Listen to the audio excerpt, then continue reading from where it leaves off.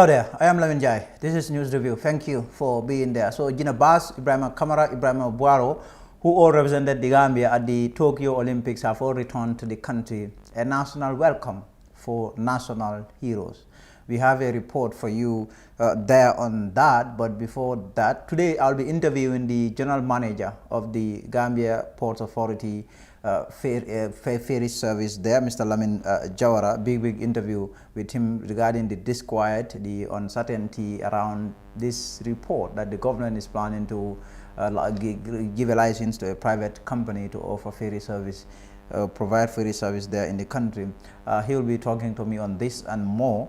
But before all of that, we'll see what the newspapers say today. The Standard newspaper lead story is saying Barrow Youths for National Development threatens to sue board, saying at least 22 angry staff of the President Barrow Youths for National Development have threatened to take legal action against its board chairman Alkali F. Conte, who is also the special advisor to President Adama Barrow, as well as the movement's Secretary General Kebalang Fofana, who is also NPP Youth Wing Secretary General. A senior staff of the Barrow Youth for National Development, who begged to remain anonymous, shared a write-up with the Standard yesterday, alleging the board has been deducting staff salaries to pay their social security and income tax, but the deducted monies were never paid to the Social Security and Housing Finance Corporation there. Another story is on UDP there. On the Standard, UDP will go to revising courts if necessary. That is the spokesman there, Almamital, saying the spokesperson of the United Democratic Party has said his party is assessing information about the registration and will go to the revising courts if there are tangible justifications to do so. The Independent Electoral Commission will soon set up revising courts for parties to file complaints. The whole essence of having a revising court is to make sure that the integrity of our electoral process is kept. We are advising ourselves about the current state of affairs, and when the IEC announces dates, we will decide whether we should take the cases to the revising courts or not. Almami Tal told the Standard. Let's see the point. There is one rape case on the point, saying rapist gets 15 years imprisonment. Magistrate MS Jallo of the Kanifi Magistrate Court recently convicted and sentenced Khalifa Barrow to a fine of $70,000 in default to serve 15 years imprisonment for rape. That is the story there on the rape there on the Point newspaper. We'll take a short break, and when we return, we'll get into the show proper.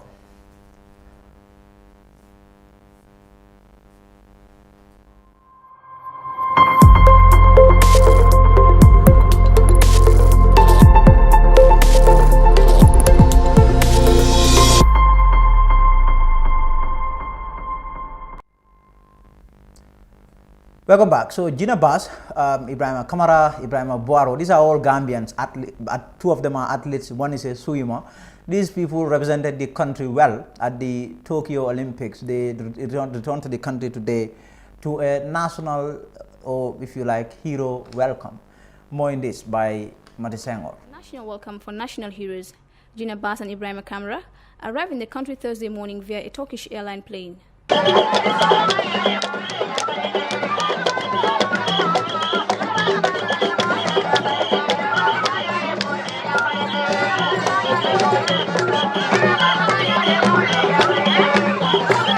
Among those at the airport to welcome the athletes, it's Sport Minister Bakari Baji. All know it was great. Like we said, it's the first time that we're having a female athlete reaching that level. And in fact, it's the second time for a Gambian to be up to the semi-final. But what makes it exceptional for Gina is the fact that she was doing two events. She was running the 100 and the 200, and that's like the first time ever. So we are happy that they have come home safely. Yes, they did not want a medal, but win would have been the best thing.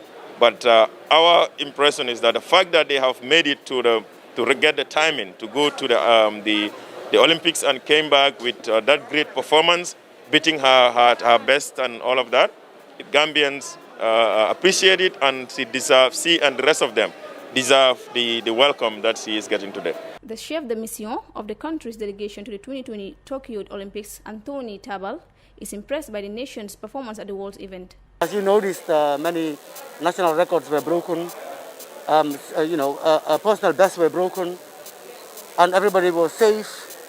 Daily tests, COVID tests, we had to have everyday tests. many people in the village were coming positive. I mean, at least a few, as you saw on the international media. But Team Gambia was always together. We saw to it that we were together, we stayed safe. They trained with their coach when they had to. Other times we spoke together in our apartments. And so I think this was, even though it was difficult, we tackled the challenges very well and at least performed very well. The athletes then took turns to speak to the media. It was a great championship and a very nice game. And it was a great experience also being there and then do my best. So the promise I do, I failed it, but next time I'll be there to make my country proud. Gina on her part is feeling proud to have represented the country twice at the Olympics. Yeah, it's not my second time competing in the Olympics, so it's a great thing to me. How was the preparation like going to Tokyo, and have you met your target? Well, my target was to be in the final, but I couldn't make it. But I really thank God for it because I have broken my record. Gina is a police officer too, so it is no wonder police officers descended on the airport to welcome her. Gina is somebody who you know that is proud to be a police officer, and on behalf of the IGP and the senior management and the Gambia Police Female Network, welcome her back home and say that we are proud of her. And since police is the parent body of all the security apparatus, and we found 23% of the workforce, that's why we are all out here to show her our solidarity and let her know that we give her all the support that she needs. We are very proud as far as the Gambia Police Force is concerned and the Female Police Network. Gina and Ibrahim were later escorted from the airport to the police headquarters in Banjul, where Gina was received by the police high command. Gina and Ibrahim represented the country in 200 meters and 100 meters race at the Olympics. Two other Gambians, Fainjai and Ibrahim Abuaro, also proudly represented the country. For TV News Review, Mate Senghor. TAF Africa Global presents the new Tulip Gardens. TAF Tulip Gardens is set to comprise service plots in sizes ranging from 220 to 570 meters square. Deposit as low as $83,600 is only an 18-month interest-free payment plan with only 20% deposit on the service plots. Please contact 376-2333 or 776-2333. Free. Tough. My name is LAMIN. So today my guest is LAMIN JAWARA. Mr. JAWARA is the General Manager of the Gambia Ports Authority Ferry Service. He will be my big guest today. Mr. JAWARA, thank you for being on my show. Thank you. This will be your first time speaking to the Ferry Network since you took over as General Manager. Thank you very much, Mr. Njai. It's a pleasure to be here. Since you took over sometime in December of last year to now, what we have seen is that there has been improved service in terms of ferry transportation in the Gambia. What can you tell us about this? Okay, thank you very much, Stanjai. I think that's a straightforward question. I've been working at the ferry service for the past 24 years. I started here as a cadet engineer, went through the ranks and got all the necessary training to the position of Director of Technical Services. And then later on I was appointed as officer in charge of the Gambia Ferry Services, and then later confirmed as General Manager Gambia Ferry Services. I know ferry service because this is my profession. This is where my expertise lies. And for a very long time, we are familiar with, the situation of the ferry services here, and also the problems that comes with its operation. So when I first came as officer in charge of the ferry service, my first objective was to stabilize the ferry services, to ensure that there is availability of ferry services, that passengers are able to cross without much hassle. And that is exactly what we first did, to ensure that the ferries are in good operating condition, that the machineries are as healthy as we could in the face of, lot of limitations in terms of spare parts, in terms of finances. But then, we took it as a priority, and then having all my team on board, we were able to achieve that to a point that the public is able to see there has been an immense improvement in the services. So I mean, prior to your coming, I mean, this has been a long-standing issue. The issue of the ferries breaking down, having passengers frustrated because they cannot get to Bara or they cannot get to Banjul because there are no ferries. The ferries are broken down. That problem has been here for a very long time, since when the former government was here, and then after the borough administration also came, still the problem was persisting. What was the main reason for this? Okay, usually the last part of a ferry is 20 years. But then, this can be extended, by using some strategies, such as renewing the machinery, repairing the hulls, that is meant to actually extend the life of the ferry. Okay, but in terms of operation, there are certain strategies we did when we first came. When I first came, I was here before, but then one thing that is very important is leadership, to be able to listen to people and get their ideas on board. And the first thing we actually did, without necessarily buying spare parts, without necessarily installing new engines, without necessarily doing any forms of repair, all we did is to strategize the operations. Okay, we have 3 ferries. Instead of running all 3 ferries at the same time and having all 3 ferries, breaking down, we come up with the strategy of operating 2 ferries at a time, so that the 3rd ferry is always on standby, and while it's on standby, we are doing maintenance and repair on that one, so that as soon as one fails, one of those 2 operating fails, we take that out, try to repair that, and then the one that has been on standby is deployed back into service. So this strategy alone has improved the service to an extent that there was that element of stability in the service. I think that strategy alone was very key. And then we adopted a second strategy, which is related to maintenance. We know that we don't have the necessary spare parts in stock to be able to do all the necessary repairs that is needed. But then we have this relationship with our suppliers. And then, I was able to get in touch with those suppliers. And then we assure them that just ensure that the necessary spares which we identify to them are always in stock, so that once we request them, they can be airlifted immediately. And that is why, even though you see the ferries, they do have breakdown from time to time, but the downtime is not that long, because we can get the spares here within 4 to 5 days. And then, our engineers are familiar with the maintenance of the ferry to some extent, not all. So once we have those spares here, we are able to do the maintenance as quickly as possible. So that has drastically reduced the downtime and increased the availability of the ferries, which also contribute to the stability that we are seeing now. And now, what part of the ferry gives you the most problem in terms of breakdown? Okay, it's the propulsion system.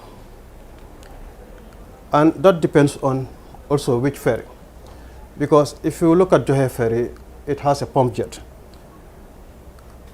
Okay, the main problem we have with that pump jet is this plastic, we have, being thrown into the sea. And also these stray nets and those kind of things, because they block the passage, of the water intake. And when that happens, it slows down the ferry and potentially also damage the propulsion system.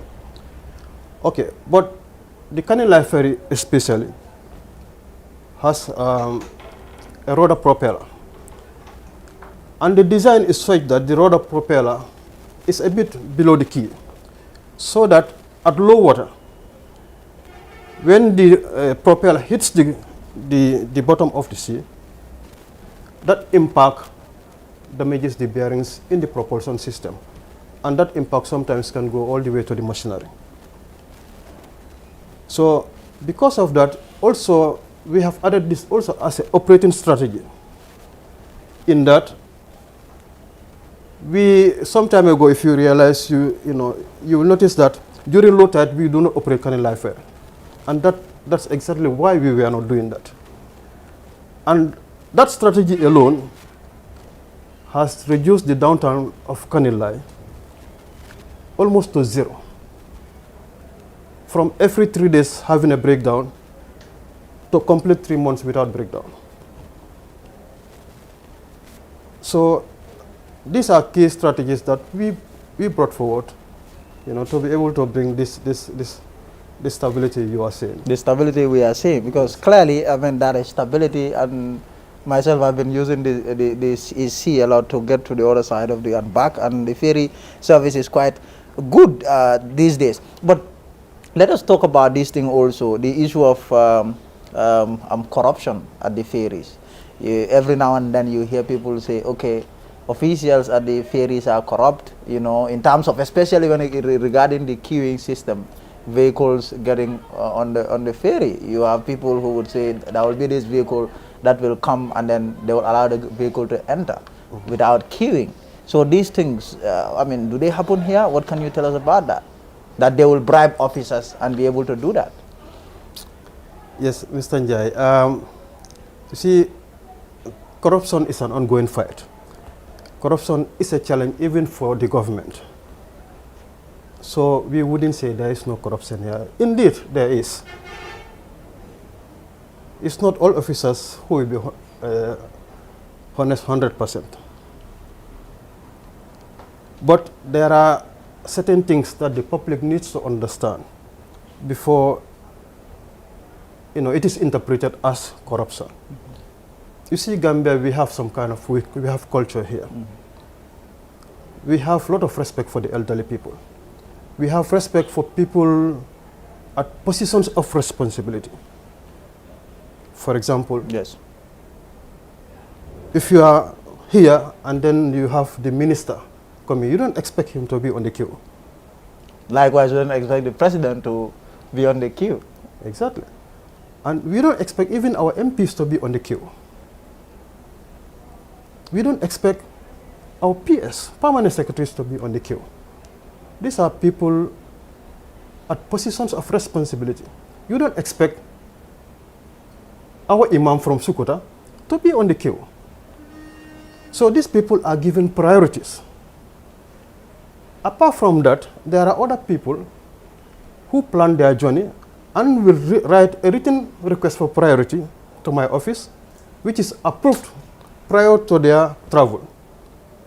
So once they come to the gate and that priority rater is shown to the security, they allow them to enter the terminal. Likewise, those that I have mentioned. So we are not saying the corruption element is not there, but most of the time it is related to these segments I've just mentioned.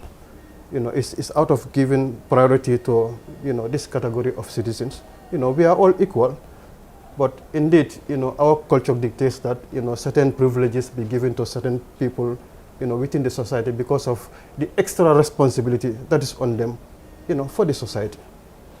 I think that should be easy for the public. Fair enough. That should be fair enough. Now let's talk about the disquiet that has that has been, I mean, much speculated and much talked about here in the ferry. I mean, this is a government department providing this service, ferry river transportation, and now you have these reports of the government planning. I mean, your parent ministry is the Ministry of Transport. The government planning to let a private company also provide that same exact service. Are these reports true? Mr. Njai, this is an issue that is an ongoing discussion between the ferry service and the ministry and the GPA as well, and several stakeholders, within the government. Of course, there is a company that has expressed interest, which is NIMA, to acquire an operating license, to operate between Banjul and Bara. But we have had a meeting with this at the Ministry of Works, and that the ferry service have clearly shown its position in terms of the impact the issuing of such licenses will have on the ferry services. You see, there used to be a time where the ferry service used to depend mainly, on the Farafenye, Trans-Gambia tender and Bamba tender crossing point. And the revenue that is generated at that station is what has been used to sustain the ferry service, like the Banjul Bara and of course the provincial services. But since that bridge was closed in November 2019, that ferry was closed down in November 2019, we have tried as much as possible to ensure that enough revenue is generated between Banjul and Bara to be able to sustain the 600 staff we have and also the provincial operations. So if you bring a private operator to come and operate a parallel line, now you are going to separate the traffic, right? And we said, if you have, let's say, okay, first, the revenue we generate here depends on two variables. That is the traffic, yes, and also the tariff. But you realize that the tariff is regulated by government. So Gambia Ferry Service is not able to get up any single day and increase its tariff. So we depend on the traffic to be able to generate and improve, our revenue base. We have had a series of campaigns within these past 6 months to be able to, increase the traffic to a point that you are seeing this way. And I can tell you today, because of that campaign and that added traffic, we have increased our revenue by 48% from 2020. If you compare 2020 from January to May and 2021 January to May, our revenue base have increased 48%. Can you break that down for the layman in terms of, on average, a day, for example, how much you generate? On average, we generate, maybe if you look at the Dalasi and the Sefa, it's close to probably maybe 500,000 to 600,000. And there are certain days, like during this Tobaski, we hit over $1 million per day. So that every month we are able to generate about 21 million a month. Now the issue of having a rival service provider. I'm coming there. So now it is this revenue that we use to sustain that 600% staff. It is that same revenue that we use to operate to sustain the provincial service. So once you have a competitor, now because of the reduced traffic, we wouldn't be able to generate enough revenue to be able to maintain our staff, at the same time sustain the provincial services. So our position as Gambia Ferry Service, we said, before you issue a license, do an impact assessment on the existing ferry services to see the issuing of a license to a private operator, how would that affect the existing ferry system? That's what we said. Okay, in terms of partnership, which was the initial... The initial plan, really, the joint venture. Yes, the joint venture, that was the initial plan. Yes, you pulled out of that. Yes, we pulled out of that. I will tell you the reason why we pulled out of that. The reason we pulled out of that, the joint venture spelled that Gambia Ferry Services, or GPA, vis-a-vis government, will have a joint venture with NIMA, the Turkish company. And in that joint venture, 95% of the operating revenue will be retained by the Turkish company, which is NIMA. And 5% will go to government through the Ministry of Finance. So I ask. Where does that leave you and your staff? Exactly. And this is going to be a concession for 29 years. I say, what is this company bringing to put on the table? That is a non-starter. If they honestly want to have a joint venture with us, let them come together, we sit on the table and negotiate. That's all we ask for. Was there also this risk of some of your staff getting redundant as a result of this so-called joint venture? You see, that wasn't spelled out clearly. But one thing that is known is that the Turkish company, they are saying that they only need 6 people to work on their ferries. So if you have 6 people to work on your ferries, and you are bringing 2 ferries, perhaps we have 3 ferries. The rest of the staff, where are they going? So these are questions that need to be answered. And we at Gambia Ferry Services, we have always been saying we are not averse to any joint venture. NIMA has appointed a managing director in the Gambia, which is Hali Gai. Hali Gai has been the deputy managing director of Gambia Ferry Services before. He understands how this ferry operates and the nitty-gritties of operating ferry services here.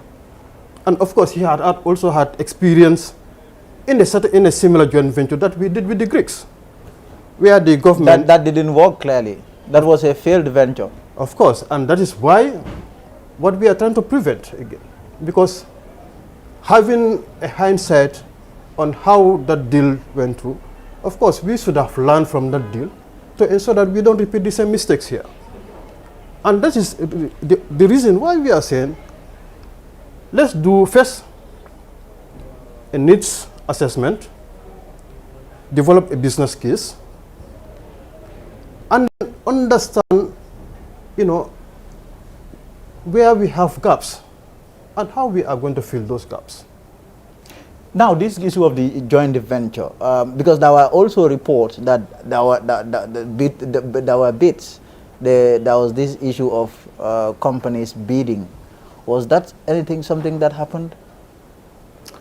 No.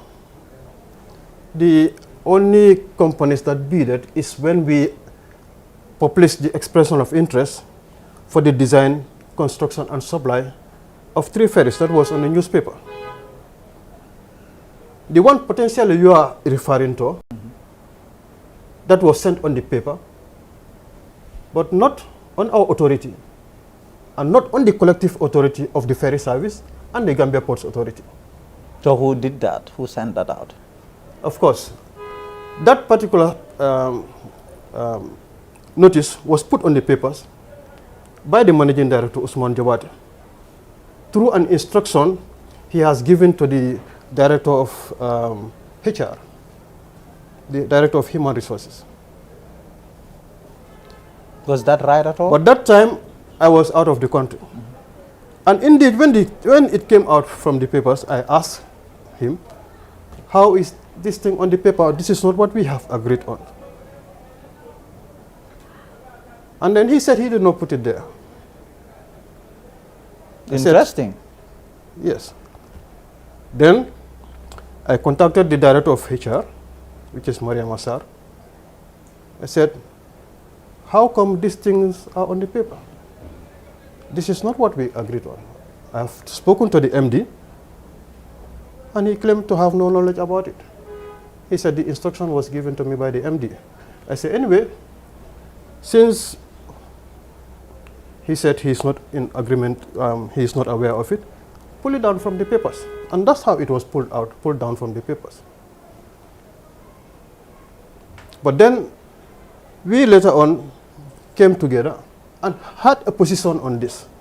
And the position is to float the expression of interest for the design, construction, and delivery of 3 ferries. That was put on the papers. But this has nothing to do with joint venture, having a company come and then enter into a venture. This has nothing to do with a joint venture. Now, I spoke with the permanent, because the Minister of Transport has a lot to do with this whole thing. It is your parent ministry. I spoke with the permanent secretary, Mr. Motz, as Casey said, and he told me that I mean, the issue of issuing license to this company is something that has not even started. All that they advised the company when they expressed interest in operating a private ferry service in this country is for them to go to GMA, Gambia Maritime Administration, and then submit or submit their application there for a license. This is not something that has even been done yet. So he is wondering why all the noise. Well, even myself, I'm wondering why the noise, because there is no need for any noise here. Because as I said, this is something that is currently being discussed. And I believe the ministry have not taken any position on this. As far as I remember, and as far as I'm concerned, what we agreed at our last meeting is to do an impact assessment of issuing the license on the existing ferry services. And until that is done, I don't think anybody will issue any license. What do you say to the claims? Because in some quarters, it has been claimed that having a rival competitor, a rival company provide the same service, I mean, that will make you more efficient and effective. What do you say to that? Of course, that will, yeah, of course. You know, we like the competition. Yes. And of course, that is also right. But are you open to that, ready and open to that idea? No, the question is, Gambia ready for that? Because what that means is we will be forced to improve our services, to be more efficient. But improvement of services and efficiency requires money. It costs. It's not for free. So what that means is that the tariff will no more be controlled. We'll look at the cost of operation, what we need to improve the services, and then based on the value we provide or the cost that we incur, we set our tariff accordingly. And then as many operators as possible can be here. Of course, the services will be very efficient, but people will have to pay more for that. And you are open to that? We are open to that. Now, okay, the ministry is also saying they have authority to issue license. I mean, this is something that they want to make very clear. Of course, the ministry is the government, right? They have authority to issue license. But then, of course, the ministry also has a responsibility to ensure that the plight of the people and the traveling population are protected. They have that responsibility as well. Without doubt. And also, there is also one issue that the ministry is trying to dispel, the fear of people losing their jobs or becoming redundant. Mr. Sise is saying this is something that also happened when the Senegambia Bridge was being constructed. There was this general fear that when that is done, a lot of people are going to lose their jobs, people are going to get jobless, and that this never happened. Indeed, that didn't happen because of government's intervention, right? But if you bring a private operator, they have to be efficient. Yes.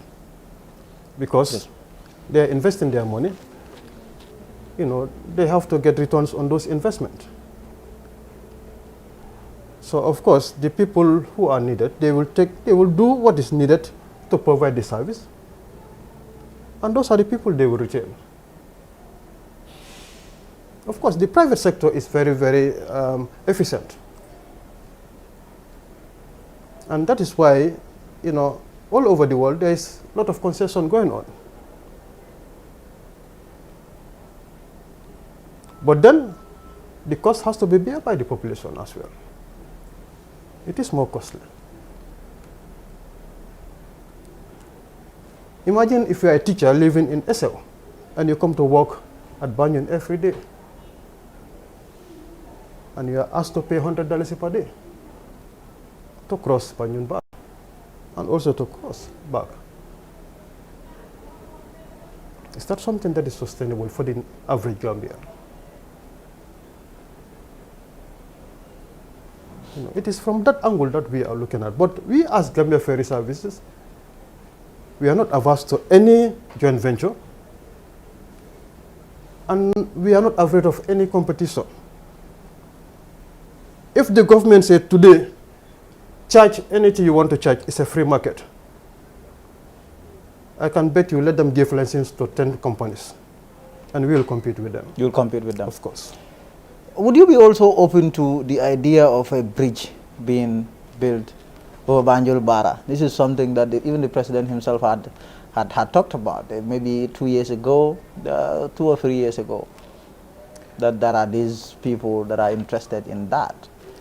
As an expert in this area, I think building a bridge between Banjul and Bara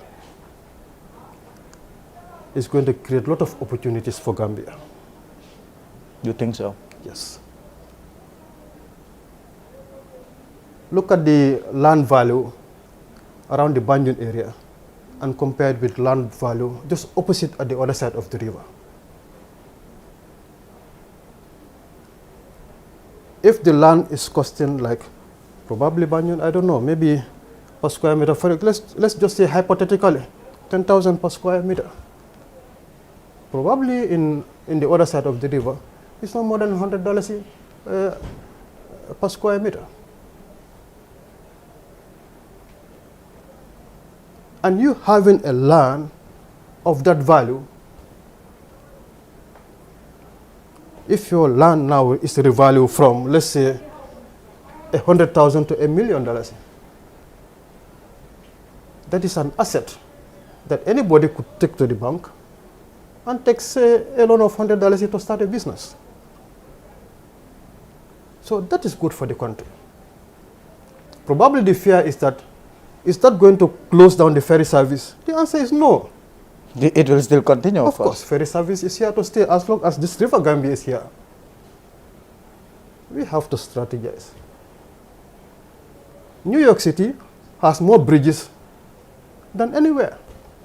The company I used to work for in New York, the time I was living there, has 52 ferries. And there are bridges all over? Of course, there are bridges all over. From where I was working, at the Brooklyn Navy Yard, you have the option to take the ferry, 5 minutes, and be in Manhattan. Or you have the option to take the train, and be there in 45 minutes or 1 hour. Because of traffic. Yes. So it depends on you. But the ferries are there. We just have to strategize, you know, and come up with novel ways. Because we know once the bridge is here, probably you will not be carrying cars, but we can carry passengers. And then we can pick passengers from here and drop them at Bunyadu. We can pick passengers here, drop them at Bonto. You will create a garage at Bonto, and people will come with their vehicles, park there, get on the ferry, come to work. From here, get on the ferry, go back, pick your car, go home. So instead of renting in Serekunda, you can be living in your own house, you know, somewhere at Kemuje or somewhere around Bonto or somewhere at Piram. And you wouldn't mind? Of course. The only reason why probably somebody would not leave at Bonto and try to come to work to Banjul every day is because, you know, probably you spend 2 to 3 hours on the way. But if you have a ferry, like the ferries we had at New York, where they, you know, they run for like 30 knots, you know, 20 minutes you are over there. Just look at the traffic between Banjul and Banjul and Serekunda. To Brikama. Or Brikama. How many hours do you spend on the road? If so it is important that we strategize. Of course. And be innovative about transport. We just have to be innovative. It does not necessarily mean that it's going to close the ferry service. In fact, how long is Banjul Bara in terms of the length? It's about 7 kilometers. 7. Right?